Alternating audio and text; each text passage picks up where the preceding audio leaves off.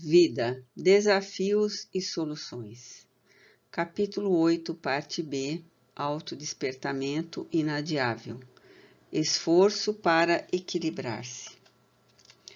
Há em todo o processo de amadurecimento psicológico, de despertamento da consciência, um jogo de interesses que pode ser sintetizado nas experiências vivenciadas que formaram a personalidade do ser, criando hábitos e comportamentos, e na aspiração pelo que se deseja conseguir, enfrentando lutas e desafios constantes até que se estabeleçam as condições para os fenômenos automatistas da nova realidade. Trata-se de uma luta sem quartel, em razão dos impulsos cristalizados no já feito e a incerteza das aspirações pelo que se deseja realizar. Nesse tentame, pode o indivíduo pecar por excesso de qualquer natureza, ou abandonando a experiência nova para entregar-se ao amolecimento, ou dedicando-se exaustiva e racionalmente à anelada conquista, que ainda não pôde ser testada pelas resistências do combatente. O ideal em toda situação é sempre o equilíbrio que constitui a medida de avaliação das conquistas logradas. Equilíbrio é harmonia entre o que se aspira, o que se faz e como se comporta emocionalmente, sem ansiedade pelo que deve produzir, nem conflito por aquilo que foi conseguido. Trata-se de uma conquista interior, capaz de medir, sem paradigma estático, o valor das próprias conquistas. Detectando-se falhas do passado no comportamento, com tranquila naturalidade, refazer-se o caminho, corrigir-se os equívocos e, quando se descobrir acertos, ampliá-los serenamente, sem extravagâncias ou presunção, compreendendo que apenas se encontra no limiar do desenvolvimento interior, do amadurecimento profundo do ser psicológico. O equilíbrio resulta da identificação de vários recursos adormecidos no inconsciente profundo que, penetrado, abre campo para a conscientização dos deveres e responsabilidades a desempenhar. Somente através do trabalho constante de autoidentificação é possível conseguir-se harmonia para agir, iniciando a conduta nas paisagens mentais pelos pensamentos cultivados que se transformam em motivos para a luta. Protágoras de Abdera afirmou que o homem é a medida de todas as coisas, sendo a realidade um permanente devir, variando a verdade de acordo com as épocas e os próprios processos de desenvolvimento do ser humano. Entretanto, Heráclito afirmava que a natureza gosta de esconder-se em uma proposta desafio, para que seja encontrada a razão de todas as coisas, porquanto o olhar desatento somente alcança limites e nunca a natureza em si mesma. Para Heráclito, o ver é parte integrante do dizer e do ouvir, numa tríade constitutiva de sua realidade. Em uma análise mais profunda, a natureza está oculta porque, dormindo no inconsciente coletivo de todos os observadores, nas suas heranças atávicas, nas conquistas variadas dos tempos e dos povos, cada qual descobrindo parte do todo, até alcançar o limite do olhar, a capacidade do dizer e a faculdade de ouvir, além dos sentidos físicos. Por outro lado, esse homem que se apresenta como medida de todas as coisas é remanescente do processo natural da evolução nos diferentes períodos, antropológico, sociológico, psicológico, avançando para a sua conscientização, a sua identidade plena. O si adquire experiências pelas etapas sucessivas das reencarnações, superando condicionamentos e dependências através da lucidez de consciência, que lhe impõe equilíbrio para a conquista do bem-estar emocional, da saúde integral. As leis do equilíbrio estão em toda parte, mantendo a harmonia cósmica, ao mesmo tempo incitas no microcosmo, a fim de estabelecer e preservar o ritmo da aglutinação molecular. No campo moral, trata-se da capacidade de medir-se os valores que são adequados à paz interior e a necessidade de prosseguir-se evoluindo, sem os choques decorrentes das mudanças de campos vibratórios e comportamentais que todo estado novo produz no ser. O esforço para equilibrar-se é o meio eficaz para a autorrealização, o prosseguir desperto. Trata-se de uma proposta de ação bem direcionada, mediante a qual pode ser disciplinada a vontade de atingir a meta iluminativa. O trabalho se apresenta como meio próprio para o cometimento, ao lado, é certo, da viagem interior. O trabalho externo é realizado no tempo horizontal, nas horas convencionais dedicadas à atividade para aquisição dos recursos e manutenção da existência corporal, no qual se investem as conquistas da inteligência, da razão e da força, a resistência orgânica. Ao lado dele, outros surgem que passam a utilizar-se do tempo vertical, que é ilimitado porque caracterizado como de natureza interna. O trabalho de qualquer natureza, quando enobrecido pelos sentimentos, é o amor em atividade. O horizontal mantém o corpo, o vertical sustenta a vida. Pode ser realizado com caráter beneficente, sem remuneração habitual ou mesmo da gratidão, da simpatia, feito com abnegação, em cujo tempo de execução o ser se encontra consigo próprio e desenvolve os valores reais do espírito, compreendendo que servir é meta existencial e amar é dever de libertação do ego em constante transformação. O equilíbrio que se aure enquanto se serve permanece como marca de progresso, como lição viva do despertar, não se fadigando nem se deprimindo quando não sucederem os propósitos conforme anelados. O simples esforço para o equilíbrio já é definição do novo rumo que se imprime à existência, superando os condicionamentos perturbadores, egóicos, remanescentes dos instintos imediatos do comer, dormir, procriar.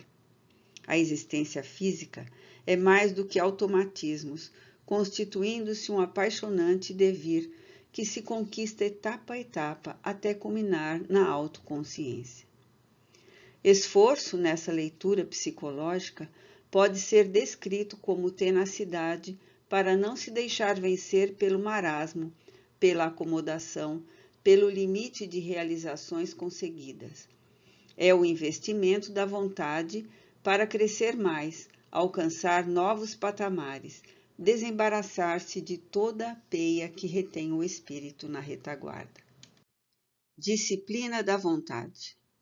Essa faculdade de representar um ato que pode ou não ser praticado, como definem os bons dicionaristas, a vontade tem que ser orientada mediante a disciplina mental, trabalhada com exercícios de meditação através de pensamentos elevados, de forma que gerem condicionamento novo, estabelecendo hábito diferente do comum. Necessariamente são indispensáveis vários recursos que auxiliam a montagem dos equipamentos da vontade, a saber, paciência, perseverança, autoconfiança. A paciência ensina que todo trabalho começa, mas não se pode aguardar imediato término, porque conquistada uma etapa, outra surge desafiadora, já que o ser não cessa de crescer. Somente através de um programa cuidadoso e continuado, logra-se alcançar o objetivo que se busca. Tranquilamente se processa o trabalho de cada momento, abrindo-se novos horizontes que são desbravados posteriormente, abandonando-se à pressa e não se permitindo afligir porque não se haja conseguido concluí-lo. A paciência é recurso que se treina com insistência para dar continuidade a qualquer empreendimento, esperando-se que outros fatores que independem da pessoa contribuam para os resultados que se espera alcançar. Esse mecanismo é todo um resultado de esforço bem direcionado, consistindo no ritmo do trabalho que não deve ser interrompido. Lentamente são criados no inconsciente condicionamentos em favor da faculdade de esperar, aquietando as ansiedades perturbadoras e criando um clima de equilíbrio emocional no ser.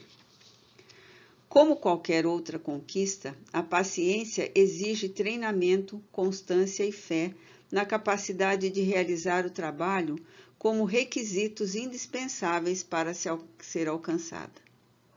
Evita exorbitar nas exigências do crescimento íntimo, no começo, elaborando um programa que deve ser aplicado sem saltos, passo a passo, o que contribui para os resultados excelentes que abrirão oportunidade a outras possibilidades de desenvolvimento pessoal. Na tradição do cristianismo primitivo, consideravam-se santos aqueles que eram portadores de atitudes incomuns, capazes de enfrentar situações insuportáveis e mesmo testemunhos incomparáveis. Certamente, surgiram também várias lendas, muito do sabor da imaginação, conforme sucede em todas as épocas.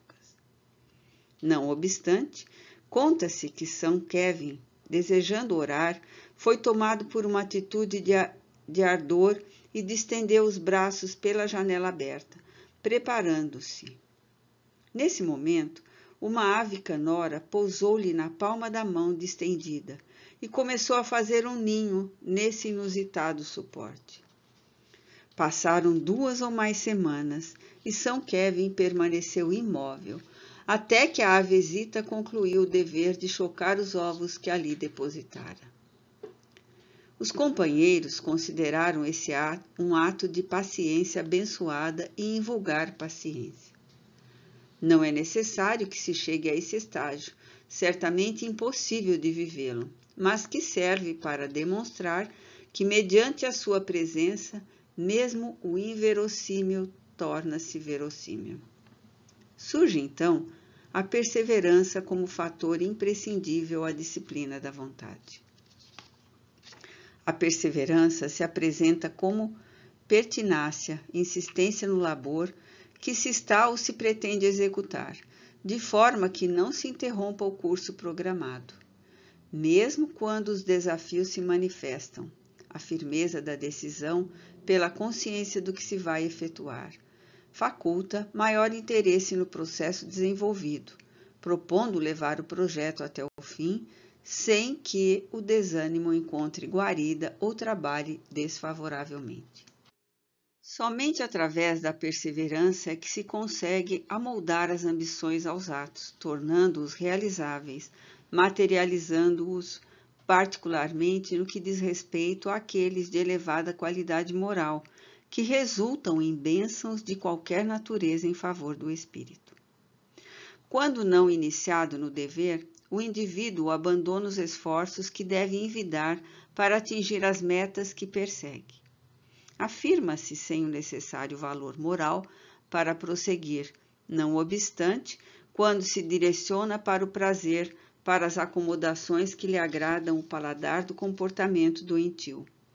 Deixa-se arrastar por eles, deslizando nos resvaladouros da insensatez, escusando-se à luta, porque, embora diga não se estar sentindo bem, apraz-lhe a situação em mecanismo psicopatológico masoquista. É conquista da consciência desperta o esforço para perseverar nos objetivos elevados, que alçam o ser do parasitismo intelectual e moral ao campo no qual desabrocham os incontáveis recursos que lhe dormem no mundo íntimo, somente aguardando o despertamento que a sua vontade proponha.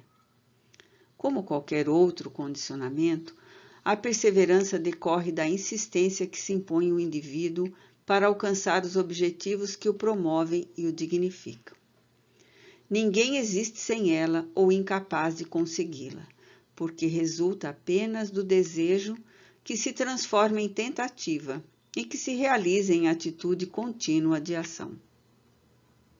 Da conquista da paciência, em face da perseverança que a completa, passa-se a autoconfiança, a certeza das possibilidades existentes que podem ser aplicadas em favor dos anseios íntimos. Desaparecem o medo e os mecanismos autopunitivos, autoafligentes, que são fatores dissolventes do progresso da evolução do ser. Mediante essa conquista, a vontade passa a ser comandada pela mente saudável, que discerne entre o que deve e pode fazer, quais são os objetivos da sua existência na Terra e como amadurecer emocional e psicologicamente para enfrentar as vicissitudes, as dificuldades, os problemas que fazem parte de todo o desenrolar do crescimento interior. Nesse trabalho, a criança psicológica, adormecida no ser e que teima por ser acalentada, cede lugar ao adulto de vontade firme e confiante, que programa os seus atos trabalhando com afinco para conseguir resultados satisfatórios. Nessa empreitada, ele não deseja triunfar sobre os outros, conquistar o mundo, tornar-se famoso, conduzir as massas, ser deificado, porque a sua é a luta para conquistar-se, realizar-se interiormente, de cujo esforço virão as outras posses, essas de secundária importância, mas que fazem parte também dos mecanismos existenciais que constituem o desenvolvimento, o progresso da sociedade, o surgimento das suas lideranças, dos seus astros e construtores do futuro. Todo esse empreendimento resulta da vontade disciplinada, que se torna o mais notável instrumento de trabalho para a vitória da existência física do ser pensante na Terra. Equipado por esses instrumentos preciosos, começa um novo ciclo de amadurecimento da criatura humana, que agora aspira à conquista do universo, porquanto seu cosmo íntimo já está sendo controlado. Ações libertadoras. Possuindo os instrumentos hábeis para disciplinar a vontade, mantendo o conhecimento do si, é claro que o indivíduo se autodesperta, percebendo a própria realidade e os objetivos essenciais para desfrutar de uma existência saudável, o que não significa viver sem qualquer aflição ou desafio. Antes, havendo adquirido consciência dos próprios limites, amplia-os em possibilidades de realização, assim também dos fenômenos normais que fazem parte da sua jornada evolutiva. Assim, considerando, percebe que deve partir para a ação, porquanto o conhecimento sem a experiência vivida no cotidiano carece de valor para significar equilíbrio, por não haver passado pelo teste demonstrativo da sua resistência. Vive-se na Terra o momento do desvelar o que se encontra oculto. Não que seja um período pior do que outros que foram ultrapassados.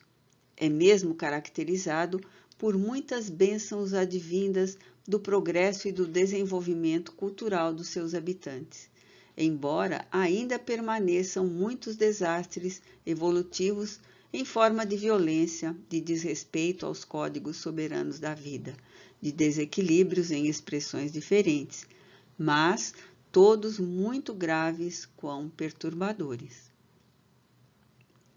Sucede que muitos dos acidentes morais que chegam ao conhecimento público e fazem a felicidade dos tabloides escandalosos e da mídia em geral, que com eles se preocupam, assim interessam as criaturas porque são projeções inconscientes do que está gravado no íntimo dos seres, permanecendo ocultos. De certo modo, o ser humano sente prazer quando detecta a desgraça alheia, vendo-se refletido no outro que parecia nobre e bom, no entanto, portador das mesmas misérias que ele. como consequência, comprasse em divulgar o fato hipocritamente, algumas vezes, dando a impressão de lamentá-lo, quando o está aplaudindo e ampliando a área da informação malsã, ou simplesmente quando se ergue para agredir em nome da moralidade ou da defesa dos ideais de enobrecimento, assim agindo, irado, porque o outro realizou o que ele gostaria de fazer e não pôde, não teve coragem, as circunstâncias não lhe facultaram. O comportamento emocional é muito complexo para ser reduzido a padrões que inspirem segurança e estrutura, em razão do processo de evolução de cada criatura, ao largo das reencarnações, tendo como predominância em a sua natureza o período multimilenário de experiências nas faixas mais primárias do desenvolvimento, e pouco tempo no acesso à razão, ao discernimento, ao sentimento de amor.